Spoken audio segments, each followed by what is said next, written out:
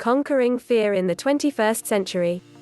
Forward fear is without doubt among the strongest and most influential emotional responses we have, and it may act as both a protective and destructive force depending upon the situation. Obviously, fear may help us avoid grievous situations, triggering the fight or flight reaction when we feel threatened. Regrettably, this same reaction may likewise be triggered when no true threat exists. We merely find ourselves feeling overwhelmed and anxious even once we know logically that no injury will come to us. For a lot of us, fear may become a serious hindrance in our lives, preventing us from getting a better job, meeting eligible life mates, seeking medical aid, or even venturing outside our houses in severe cases. Fear is among the basic reasons that individuals hold back on living the life of their dreams. Even if they intensely wish to produce better conditions, they might struggle with an overwhelming fear of failure, so they refuse to take risks as they might have to endure obnoxious results. In these cases, the peril of failure appears to outweigh the advantages of success, so they hold back and do nothing. Fear of success may be a mighty hindrance also, making individuals feel stressed and overwhelmed with the added duties that would likely come with greater success. They might fear not being able to handle those responsibilities, or worry that they'd feel pressured to keep attaining the same level of success in the future. These fears are frequently enough to cause individuals to sabotage their own efforts, even when they sincerely wish to become more successful. Either way, fear is strong enough to paralyze most of us, whether the things we fear are true or imagined. Conquering fear in the 21st century: the ultimate guide to overcoming fear and getting breakthroughs. Chapter 1. Personal fears. Synopsis. Have you ever felt like dread was preventing you from accomplishing your full potential in life? If so, you're certainly not alone, as fear is among the greatest obstacles that a lot of individuals confront when attempting to produce better life conditions. Below are a few of the most common ways that fear may hold you back. Fear may prevent you from making favorable changes. Occasionally, fear may make even the littlest changes seem exceedingly uncomfortable. For instance, you might be deeply disgruntled with your job, but feel nervous or unsure about finding and applying for a more beneficial one. Or you might have always dreamed of purchasing your own home but worry that the responsibility would be too much to deal with. Fear may prevent you from breaking destructive habits. What do you fear? We all know that smoking, poor dietetic choices, excessive alcohol and a sedentary lifestyle are a recipe for ill health, but we frequently gravitate towards these habits as they help numb our anxious or awful feelings. If you've ever tried to break a bad habit like this, you know how nerve-wracking it may be, because suddenly you're filled with anxiety and you don't recognize how to handle it. Fear may prevent you from taking risks. A lot of us shy away from risk, as we fear negative outcomes. For instance, you might hesitate to invest your cash, as you fear losing it, or avoid beginning a fresh relationship as you were so hurt by the last one. What most of us fail to recognize is that risk may likewise bring excellent rewards. Avoiding risk might help us avoid damaging possibilities, but we likewise miss the excitement and joy that come from favorable outcomes. Fear may prevent you from going after your goals. Have you ever dreamed of doing something great but were never able to push yourself to accomplish it? Maybe you dreamed of being a stand-up comedian but feared the thought of oral presentation, or you desperately needed to be a best-selling writer but were too afraid to pen that novel loitering inside of you. Fear may prevent you from amplifying your life. Social anxiety is a different common way that fear may limit your potential. It might prevent you from attending networking affairs so your career or business can't grow decently, or you might avoid taking that much-needed holiday to unwind and explore other cultures as you fear flying or being on a cruise liner. It's crucial to note that all of these fears are most often baseless. They're simply a perception that things may go wrong, but that doesn't mean they will. Instead of attempting to force your way through the fear, you might find it simpler to explore a lot of ways that fear may be effectively released from your brain, emotions, and body. When you recognize how to release the fear, you merely handle it as you would any minor obstacle and then continue on your way to producing the best life you possibly may. Probably most people's number one fear is dying, so here's something to consider. This self, your ego, has some terrifying data. It knows that if it's lucky, it's destined to grow old, get ill, and lose everything that it's grown to love. Then it will die. This is a shortened version of what the world has provided you, which likely leaves you perplexed and flabbergasted at the silliness of this thing we call life. Into this barren picture, which motivates fear and even terror, I'd like to introduce an idea that will eliminate the terror. I wish you to know that you needn't subscribe to the idea that you're only this collection of bones and tissues, fated to be annihilated in an aging process. You've came forth from a universal field of creation that I've been called intent. Life itself is eternal, and you spring from this infinite no thing called life. Consequently, we must conclude that life, in terms of our body and all its accomplishments and possessions, which without exception begins and ends in dust, isn't life itself. Seizing life's real essence may radically alter your life for the better. This shift towards seeing yourself as an infinite spiritual being having a human experience, instead of the reverse, that is, a human having an occasional spiritual experience, is loaded with fear for most individuals. I urge you to view those fears and face them directly today. The result will be a permanent association to the abundance and receptivity of the universal source that intends all of creation into impermanent form. If you've ever held back on a goal or avoided taking action that would lead to a favorable outcome, you might have been fearful that you may fail. Fear of failure may be subtle because our brains can come up with endless excuses why it's not a great time to take a risk right now, or how the odds don't appear to be in our favor, etc. It's difficult to believe that anybody may be afraid of success. Isn't success usually a good thing? But it's far more common than you mightiness believe. Most often it's not the success itself that individuals fear, but rather all of the duties and uncertainties that come along with success. If you worry that you won't be able to manage these things, you'll resist putting yourself in a spot where you'd have to face them. Fear of rejection is commonly related to low self-regard, but might show up in subtle ways. You might attack others when a possible rejection is imminent. Sabotage relationships so you may be the one who rejects the other individual rather than them rejecting you, or you might merely withdraw from social interaction to avoid the possibility of becoming rejected at all.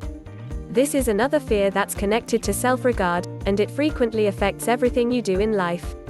You might prevent making changes to better your life, settle for a dissatisfying job that pays less cash than you're capable of bringing in, or continuously sabotage your goals.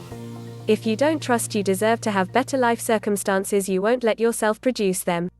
Chapter 2. Collective Concerns. Synopsis. Many of us have a set of unequaled fears that relate to our own lives, like concerns about family, financial worries and so on, but there are likewise a lot of universal fears, or maybe you might call them collective fears, that are communicated to us through our surroundings.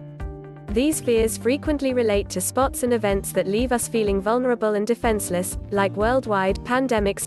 And vaccines, terrorist attacks, economic and financial crises, etc. What is out there? Not only do we see and discover constant references to these awful scenarios in the media and from the individuals around us.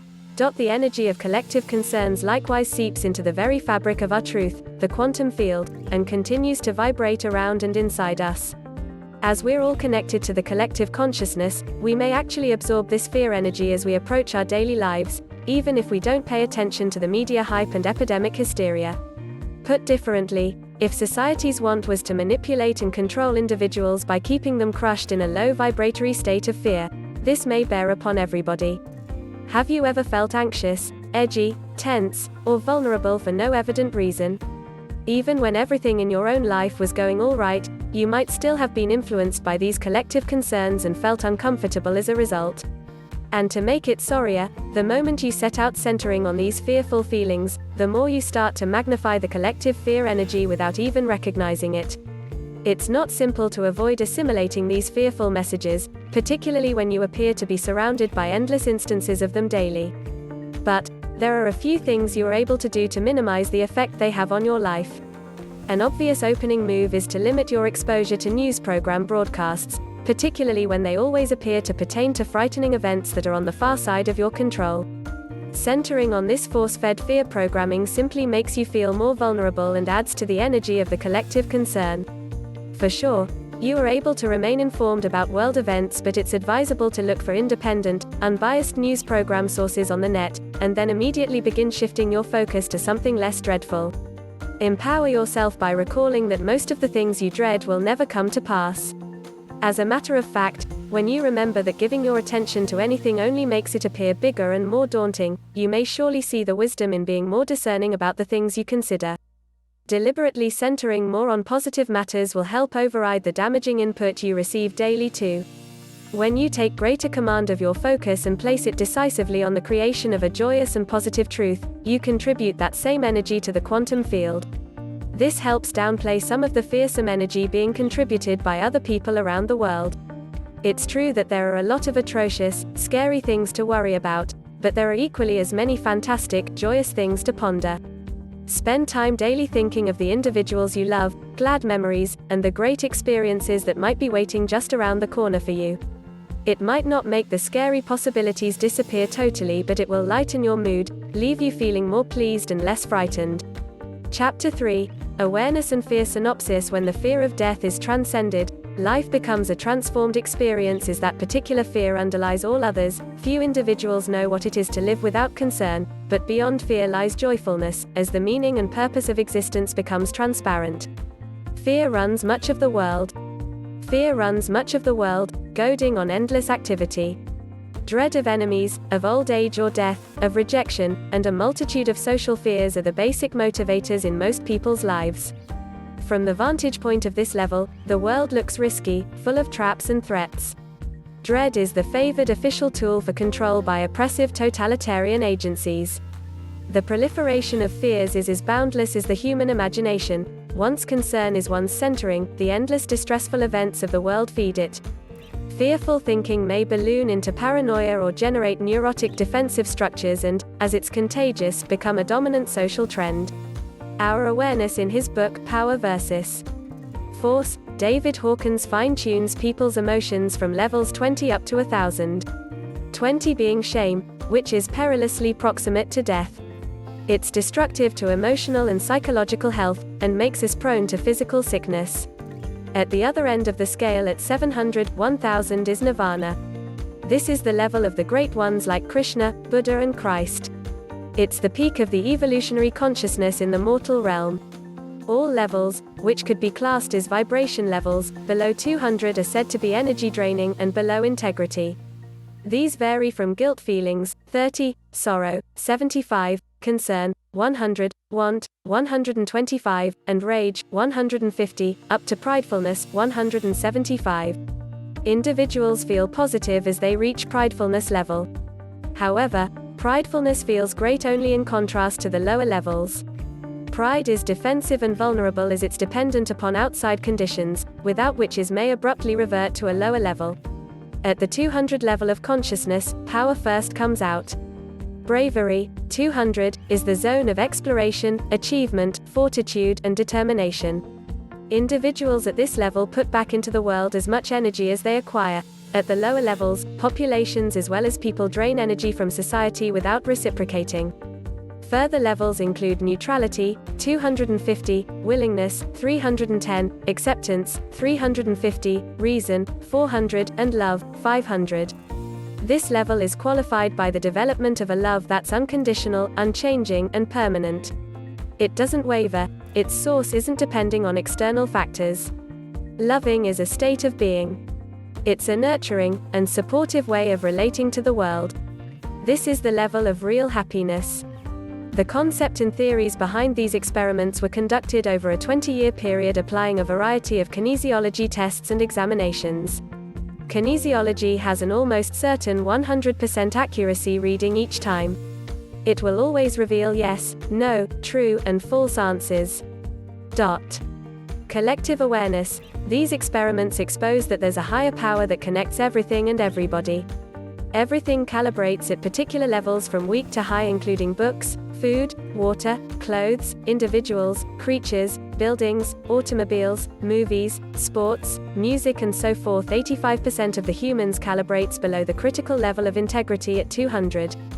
The overall average level of human awareness stands at 207. Human awareness was dangling at below the 200 level, 190, for many centuries before it abruptly rose up to its current level sometime in the mid-1980s. Therefore, Nostradamus' end-of-the-world predictions might have been avoided. He made his predictions at a time when human awareness was at below the 200 level. For the world to remain at levels below 200 over a prolonged time period would cause a great instability that would undoubtedly lead to the destruction of all humanity. The power of the few individuals at the top counterbalances the weakness of the masses. One person at level 300 compensates for 90,000 people below level 200. One person at level 500 compensates for 750,000 mortals below level 200. One person at level 700 compensates for 70 million people below level 200. Put differently, as a co-creator of the world, once you step out of the low vibratory level of concern and vibrate at the level of bravery, and above, not only will you be transforming your own personal life into an unbelievable experience, you'll likewise be helping to raise the awareness of mankind, and will become a part in co-creating a less fearful world for everybody. Ready to be the change you want to see in the world. Chapter 4. Emotional Freedom Techniques. Synopsis. There's a technique that combines EFT with Ho'oponopono and an interdimensional contract release affirmation that frees up many issues on various levels. This combination method is one of the most powerfully effective processes to date. EFT is becoming more and more well-known, and respected, in a lot of fields related to alternative health and wellness. Not only is it demonstrating to be exceedingly effective on an increasing array of afflictions, including fears and phobias, it's so easy that even youngsters may do it once they learn the basic principle. EFT is frequently described as a needle-free version of acupuncture as it clears energy blockages along the body's meridian tracts and proposes that most, if not all, sicknesses are caused by unresolved emotional trouble. Whether you believe this or not, it's hard to deny the effectiveness of EFT when you see it in action, frequently clearing long-standing mental, emotional and physical ailments inside minutes. Performing EFT involves light tapping with 2 fingers on particular points on your body. Tapping the karate chop point is on the outer edge of either hand, halfway between the little finger and wrist, right about where you'd hit if you gave a karate chop. This point is tapped ceaselessly while reciting a setup statement 3 times. This statement is designed to reverse something called psychological reversal, which is interior resistance to the tapping that will be done subsequently. Besides the karate chop point, there are 7 main tapping points on the body. Eyebrow point, on the inner edge of either eyebrow, directly on the bony ridge of the eye socket. Side of eye, at the outer corner of either eye, likewise on the bony ridge of the eye socket. Under eye, directly below either eye, still on the bony ridge of the eye socket. Under nose, halfway between the nose and upper lip. Chin, in the line between the lower lip and chin. Collarbone, slightly below and to either side of the U-shaped notch where the collarbones meet. Under the arm, about 4 inches below the armpit, on the side of the body, right about bra strap level for ladies. Alternative points. A few practitioners likewise tap on the top of the head, 4 of the fingers on either hand or additional locations, but even sticking with the main ones described above works well for many individuals. To do a round of EFT to ease fear, you'd begin by lightly tapping on the karate chop point on the side of the hand ceaselessly with 2 fingers while reciting the setup statement 3 times. Even though I feel afraid right now, I deeply and entirely love and accept myself.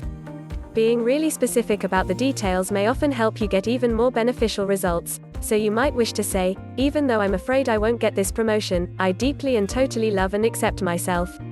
Then you'd begin tapping lightly 5 to 7 times on each of the primary tapping points, beginning at the eyebrow point and working your way down your body.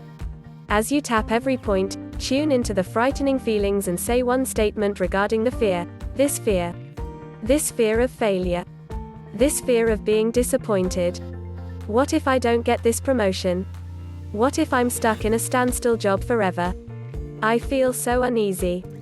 I don't wish to be afraid of this outcome any longer. Once you've finished one round of tapping, you may keep going and tap through more rounds, if you still feel uneasy, or you may switch to more favorable, empowering statements and tap on those. Positive statements like these commonly work well. I don't have to feel uneasy about this. I trust that it will all work out. I choose to feel confident about my success. I prefer to believe that I'll get this promotion. Or something even better will materialize for me. All is well. I know that all is well. As you tap on the negative statements while tuning into your feelings of fear, you'll be cleaning out blockages in your body's energy field. Following through with positive statements has demonstrated to be effective for a lot of individuals as they help reinforce a positive outlook after cleaning out the negative emotions. The more consistently you do EFT, the better it appears to work. A few individuals begin with a half-hearted round or 2 of tapping and conclude that it doesn't work, but a few issues may be stubborn and call for numerous rounds of tapping, even over a period of days, weeks and months. The same will likely hold true for fear. If you're addressing very long-standing, acute fears, they might take some time to totally clear. Minor bouts of anxiousness or nervousness ought to be easier to clear, often inside minutes. Reminder: be as particular as possible about the issues you're tapping on. Instead of tapping for "I'm afraid," try including the reasons you're afraid, what you most fear occurring, and why. This will help you to truly connect with the limiting beliefs and strong emotions that are fueling the fear in the beginning place.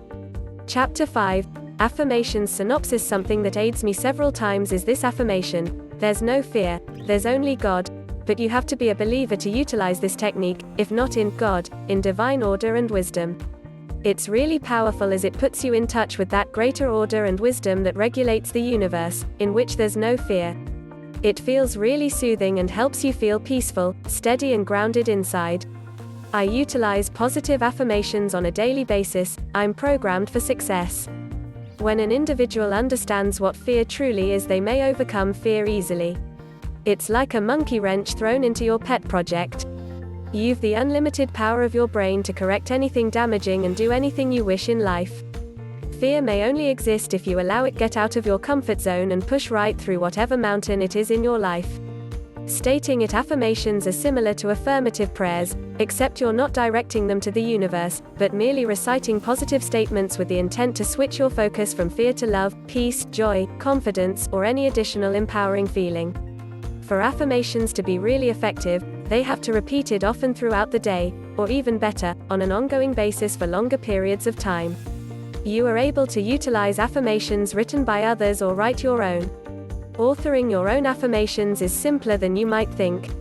Merely consider the feeling you wish the affirmation to trigger inside you and word the statement so that it is in present tense. For instance, if you feel nervous about an upcoming meeting, you may produce an affirmation that states, "I feel calm, confident and focused." State this affirmation again and again till you truly do begin to feel calm, confident and focused.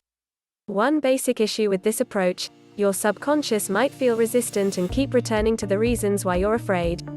Therefore, you'll engage in a sort of tug-of-war with your subconscious where you continue saying how calm and confident you feel, and your subconscious keeps replying, "You are so full of it. You know you're truly frightened." If this does occur, you'll be able to feel it because the affirmation will feel like a lie each time you recite it. If you continue saying it anyhow, you'll likely feel progressively more nervous as you go along. One effective solution is to turn your affirmation into a statement of witting choice. Instead of saying, "I feel calm, confident and focused," you may say, "I choose to feel calm and centered." This helps bypass your subconscious objections, as you're not denying your awful feelings, you're merely acknowledging that you choose to feel otherwise. A different solution is to relieve the pressure you feel by centering on a gradual process of transformation, instead of stating the affirmation as fact. Illustration: with each passing moment I'm feeling calmer and more in control. Or, I'm beginning to feel a little less agitated now. If you find that you're still struggling to make affirmations work for you, there's still a different option that may be effective when the others have failed. Try saying what you want, instead of worrying about what you don't want. For instance, "I want to go into that meeting feeling really self-confident, really centered and very resourceful. I wish to know instinctively how to address the questions I'll be asked, and I wish to leave the meeting feeling like I made a strong favorable impression." As you state these words, attempt to tune into the feelings of what you're saying. Imagine feeling proud of yourself, positive in your abilities, and knowing that the meeting went well. This method ought to have a positive effect on your frame of mind as you'll have reinforced your vision of the outcome you wish, instead of continuing to perpetuate the fear. An excellent way to accelerate your success with affirmations is to capitalize on modern technology. You can use audio that contains an affirmation sequence that, when heard while being guided into a deep meditative state, will aid in the reprogramming of your non-conscious brain to block uninvited thought and behavior patterns. As you let the audio work, you'll be encouraging the ongoing acceptance of new and positive ways of thinking, acting and living. Chapter 6, Positive Energy and the Here and Now. Synopsis: among the most relaxing ways to dissolve fear and reconnect with your inside self is by spending time in the presence of pure positive energy, nature, youngsters, or creatures. Natural scenes like parks, forests, beaches, gardens, or even your own backyard are virtual troves of positive power. Sitting quiet or strolling slowly as you gaze around at all of the beauty and abundance of nature may have a powerful revitalizing effect on your brain, body and spirit, and it takes very little time to truly feel a difference. Remain positive. Begin by consciously letting go of scattered or fearful cerebrations and attuning to the sights and sounds around you. Take a breath deeply, enjoy the feeling of sunlight warming your face and gentle breezes touching your hair, and allow yourself a couple of minutes to totally relax. Hear the birds singing, watch small critters scrounging for food, and inside minutes you'll feel your stress levels set out to drop spontaneously. Even better, shut your eyes and try to feel the favorable energy flowing from your surroundings into each cell of your body.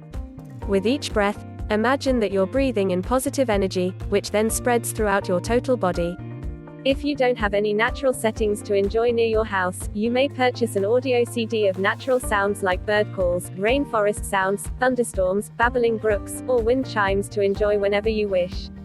Simply shut your eyes and pretend you're there, sopping up positive energy. Spending time with youngsters is a different great way to reconnect with positive energy, merely because they're so carefree and happy most of the time.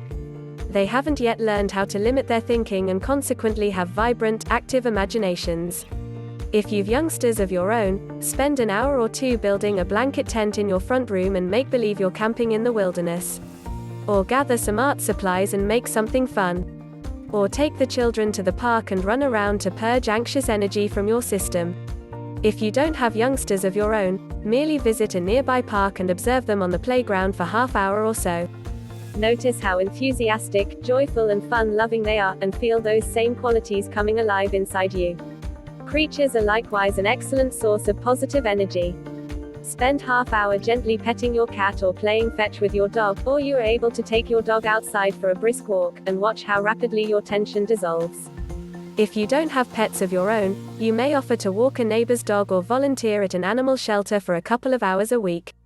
However you choose to do it, basking in these easy sources of pure positive energy for just a couple of moments a day may help minimize fear and boost your mood.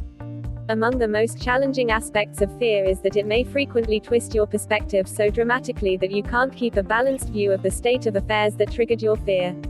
Your fear response is commonly deeply connected to your limiting beliefs, which produces a sort of filter through which you'll see most of your life experiences. This filter will assign meaning to everything that occurs, even where no such meaning truly exists.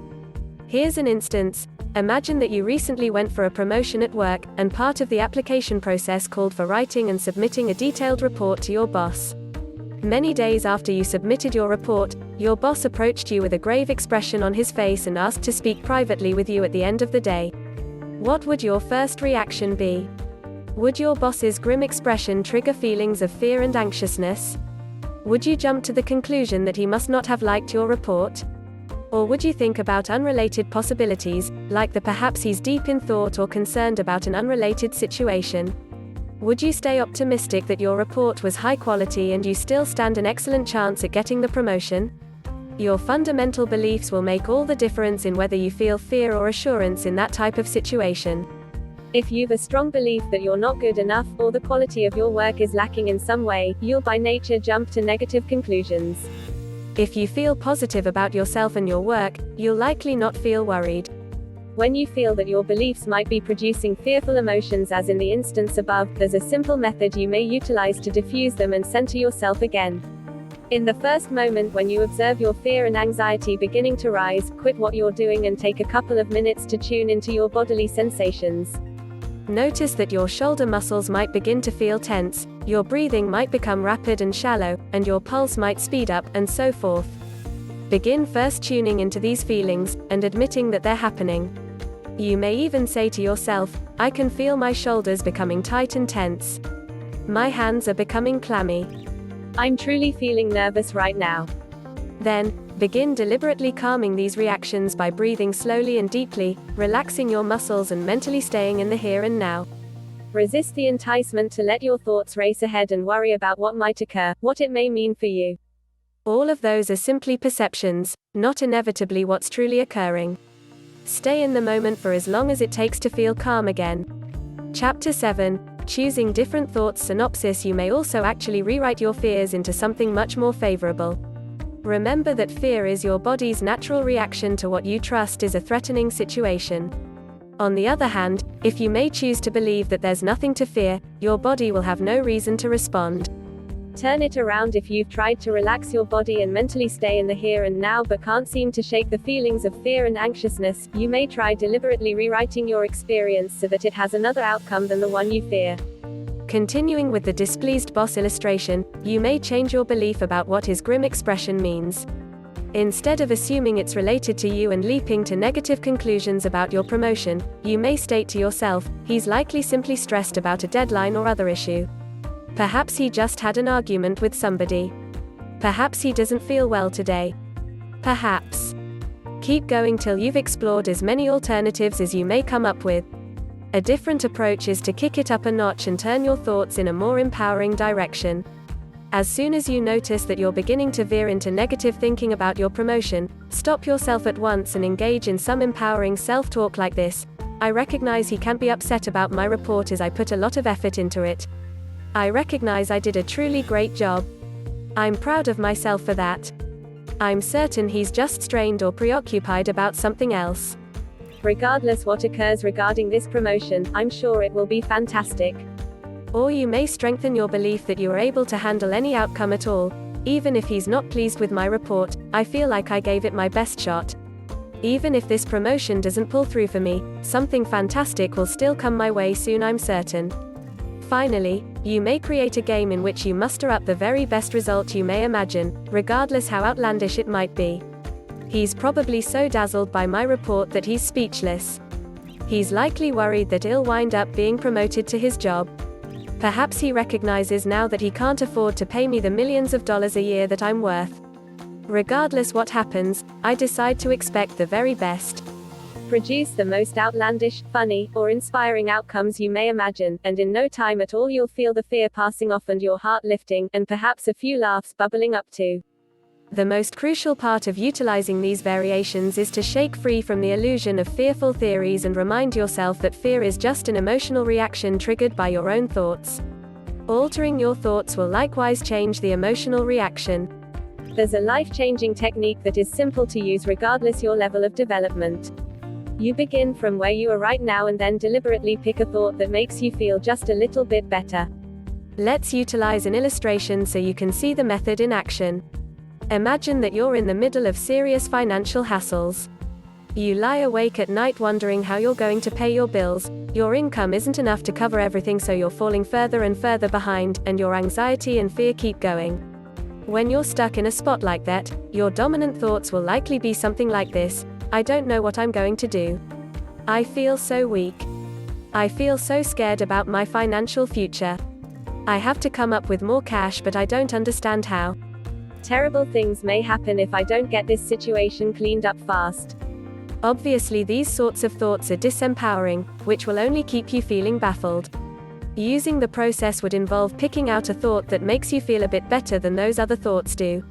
A great thought may be, I wish to trust that everything will work out sooner or later. Keep repeating that thought for several minutes, and you'll find that you do start to feel a bit more hopeful and less frightened.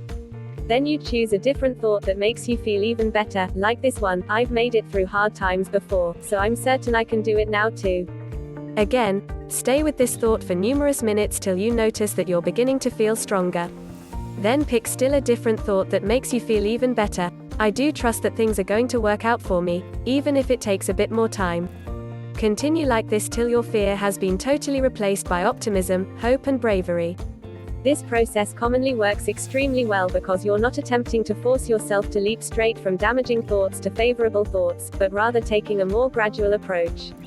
This may help you avoid feeling like you're lying to yourself, as we covered in the section on affirmations.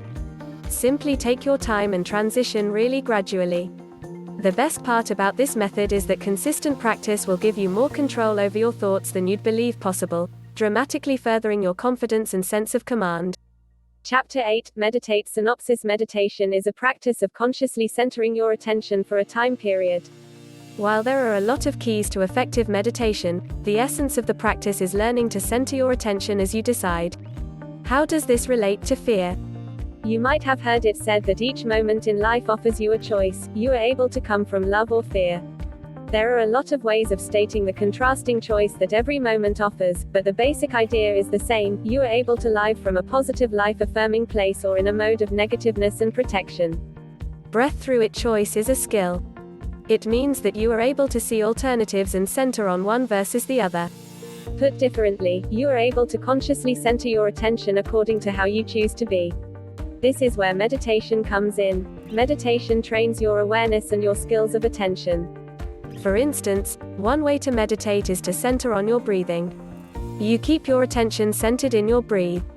You find a comfy, upright, seated position in a calm, private space, relax your body, and center on following the natural rhythm of breathing in and breathing out. The skill comes in when something enters your brain that's other than paying attention to your breathing, say a thought of other things you have to do, a memory, or some feeling or sensation in your body. In meditation, you deal with your drifting thought, feeling, or sensation in 3 steps. 1. You recognize the thought, feeling, or sensation that's other than your point of centering, in that case your breathing. You become cognizant that your attention has roamed. You accept whatever has seized your attention. You welcome it into your awareness. 2. You gently release the thought, feeling, or sensation that seized your attention. You're aware of it, but you let it go, without giving it any more time, energy, or care. 3. You return to your meditative centering, again, in that case, your breathing. As many times as your brain wanders to additional thoughts, feelings, or sensations, you repeat these 3 steps. Recognize, release, and return. The more you meditate, the better you become at keeping your focus, and the easier it becomes to let go of anything that pulls you away from your centering. This is a skill that you are able to apply to anything that you do in life. For instance, you may desire to build a better relationship with somebody. That's a conscious focus for you. As you get close, fears may arise as a result of painful relationship experiences in your past. You are able to treat these fears as you treat any thought, feeling, or sensation that springs up in meditation. First, recognize your fear, observe it, and welcome it into your awareness. Fear has its highest power when it lurks in your subconscious. Become cognizant of your fear and accept it. Don't be afraid of it. Note it without reacting to it. This starts to take the emotional edge off of it. Second, consciously release your fear. Make a decision that you will not give it any more time, energy, or care. Third, return to centering on your conscious intent to establish an intimate relationship. Center on the feeling of open, honest communication that you want and bring that into the moment. Be that. Act in that way.